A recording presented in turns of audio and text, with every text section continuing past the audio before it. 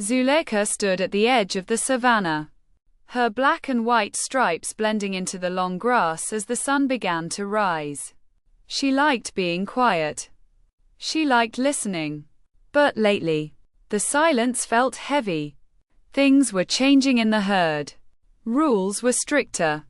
Voices were quieter. And everyone followed without question, except Zuleka. The new leader, a broad-shouldered zebra named Borongo, had taken charge after the old chief disappeared during the last migration. Borongo didn't allow questions. He called it order. Every morning, he shouted the rules: no grazing outside the circle, no speaking without permission, no talking about the old ways. Zuleka remembered the old ways. Her mother used to sing stories under the stars. Her grandmother told tales of the river crossings, of courage and unity. Now, the herd marched in silence, heads down, hooves heavy. Even the foals stopped asking why. But Zuleka couldn't forget. She didn't want to. One day, as the herd grazed in the northern grasslands, Zuleka noticed something strange. Borongo and a few of the larger stallions were quietly marking trees, not to warn of danger, but to signal a shortcut through the thickets. That shortcut was dangerous. Zuleka knew. She had wandered there once as a foal and nearly fallen into a hidden ditch. She tried to tell her friend Temba, but he shook his head. "Don't question Borongo," he whispered. "He says it's safer. That's all we need to know."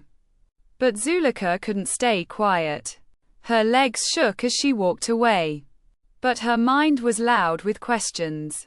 Why hide the danger? Why silence the past? That night, Zuleka couldn't sleep. She lay under the stars, the wind brushing through the acacia trees, whispering like voices from long ago. She closed her eyes and remembered her grandmother's voice. "The truth doesn't need to roar," she once said. "It only needs to be spoken."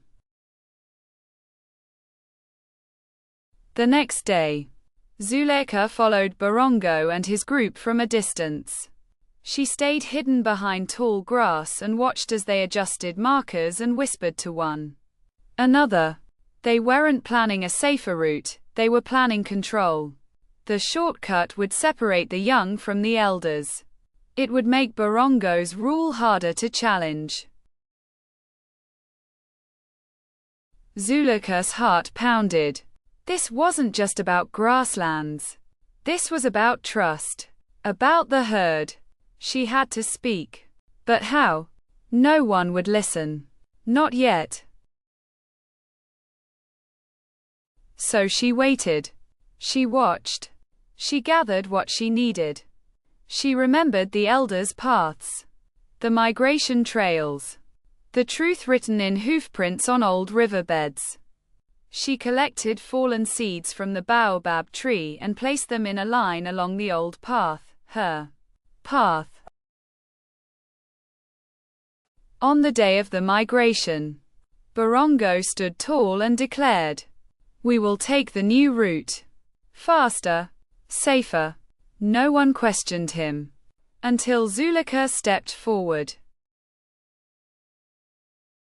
Her voice shook, but she spoke. "That path is not safer. It is silence in disguise.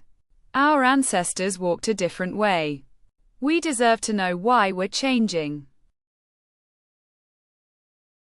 Gasps rose in the herd.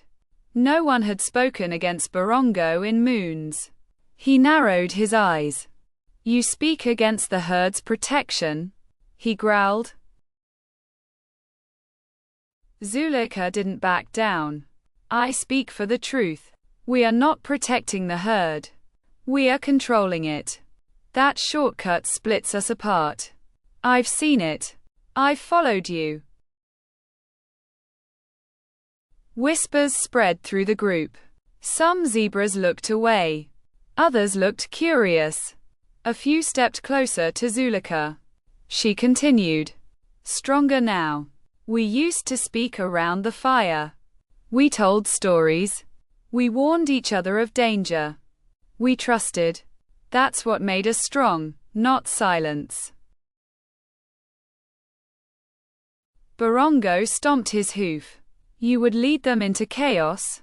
Zuleka took a deep breath. I would lead them into truth. Let us vote. Let us choose. One heard. Many voices. For the first time. Silence broke not in fear, but in thought. One elder stepped forward. Then another. Then Temba. Let her speak. They said. Let us hear. So Zuleka spoke. She told them everything. What she'd seen. What she remembered. What she hoped for. Her voice was quiet. But it carried. Across the herd. Across the grass. Across the wind. In the end, the herd chose to follow the old path. Not because Zuleka was loud, but because she was honest and brave. Borongo stepped down. He did not speak. He simply left, fading into the distance like a shadow at dusk. Zuleka didn't want to be leader. She wanted to be a listener, a speaker of stories, a protector of truth. And so, the herd walked together, not in silence, but in song. Under the stars that night, the foals asked questions. The elders answered. The past was no longer hidden. It walked beside them. Zuleka smiled. Her voice had been small, but it had made a big difference. And that was enough. From that day on, whenever a zebra felt afraid to speak, they would think of her. The striped one who stood up, the one who listened, the one who reminded them all that even the quietest voices could carry far.